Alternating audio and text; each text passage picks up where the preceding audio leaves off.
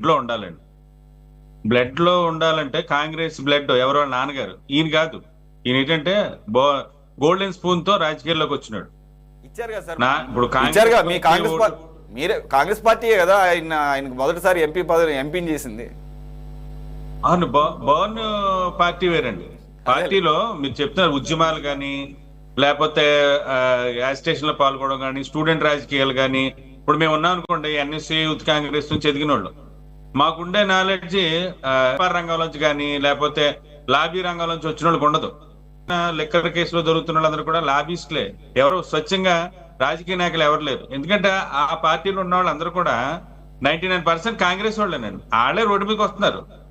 మీకు రాజశేఖర్ రెడ్డికి, జగన్ గారికి క్వైట్ ఆపోజిట్ అండి. ఆయన జనాల నుంచి వచ్చిన నేత, అలాగే కష్టాలు పడి వచ్చిన నేత, ఎన్నో ఆటుపోట్లు ఎదుర్కొన్న నేత.